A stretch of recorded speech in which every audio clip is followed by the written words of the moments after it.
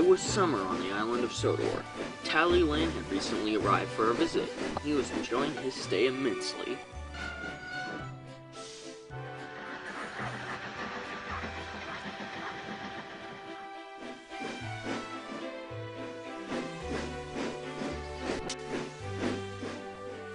One evening, Talyllyn, Skarloey, and Mighty Mac were in the sheds.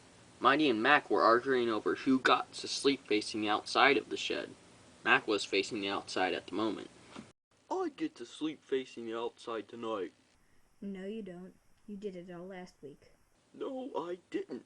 Yes, you did. No, I didn't. Yes, you did. Oh, would you two give it a rest already? You're getting really annoying. How's about we tell a story to pass the time? Good idea. But if we're going to tell a story, it has to be a good one. I got one. You told it to me when we both coincidentally were being repaired at the exact same time at the exact same place. Remember, Skarloey? Oh yes, I remember. We had nightmares the rest of the time we were being repaired. Then tell it already. I'm not so sure about this. Oh, don't worry. It's only pretend. Would you like to tell it, Talyllyn? Yes, I would. Just so you know, Mighty Mac, it's a ghost story, and it's pretty scary. Whatever. Okay, here goes. A long time ago, in the early days of the Skarloey Railway, men were building a new section of track close to a small town. There were caution signs, but sometimes people didn't really pay attention to the signs. One day, a man was riding on his bike near the construction site. No one knows his name, and those who did are all dead now. He was trying to get to the other side of the site, but didn't want to go all the way around, so he cut through. The railway had just bought a small crane to help with the work, and the person operating it was new and didn't quite know how to run it properly. As the man on the bike neared the crane, the man operating it accidentally made it spin around very fast, and before anyone could do anything, the crane had hit the man on the bike. He wasn't hurt, just unconscious. Many people told him that he shouldn't have cut through the construction site, but the man thought it was entirely the crane operator's fault, not his. So to get revenge, he managed to push the crane up a hill to a part of the line that ran along a large cliff. Hang on, you're telling me that instead of doing something to the crane operator, he decided to do something to the crane, and that a single man pushed an entire crane up a hill?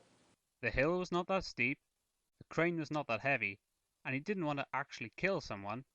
Anyways, he got it to the ledge and pushed it off. So now you're telling me that he pushed it over the edge. Would you stop interrupting? Again, anyways, you could say the crane had a personality, and he wasn't too happy with what the man had done. The crane was in pieces, and the man felt pleased with himself. A few months later, no one had found out that it was him who had destroyed the crane. One day, he was riding his bike near where the crane had landed, but there weren't any tracks around him. He then heard the wheels of a freight car of some sort riding along train tracks. That's strange, he said. There aren't any train tracks around here. And he was right. There weren't.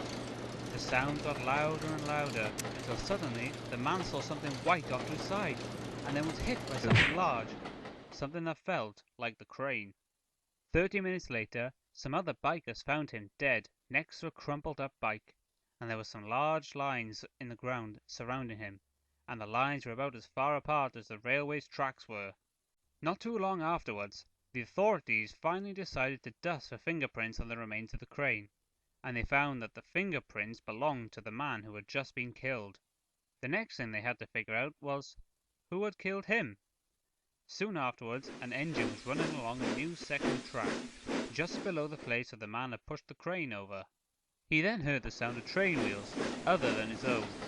He looked up and saw a white crane, broken in some places, covered with chains, running on the ledge. Word got out, and people began thinking that it was the ghost of the crane, and that it was what had killed the man, getting revenge by doing so.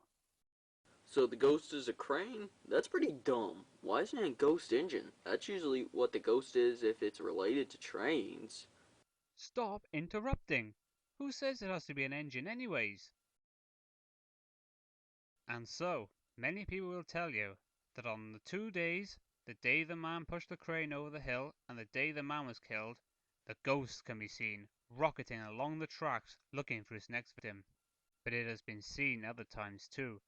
It is known as the Ghost of Chains, and be warned, for the next time you go out on a run, it might take you to your grave. Oh my, I'm going to be up all night after hearing that story again. Oh boy. Mac, were you seriously scared by that? No. Oh boy. Hey, could I be on the inside tonight? You were scared by that, weren't you? Yes. Fine.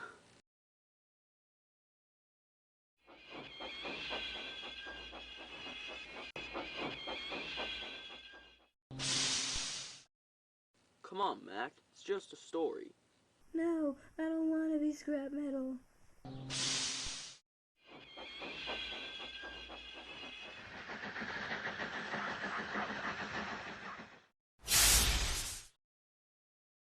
It's just a story. It's just a story.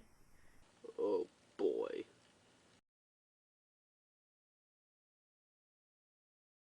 That's strange. Why is it getting dark? I don't like this. Oh, come on. You can't seriously be... What was that? There it is again. Who's there? I want to go. Shh, I'm trying to... What? What is it? Spit it out, man. Ghost! Ah! What? Let's get out of here.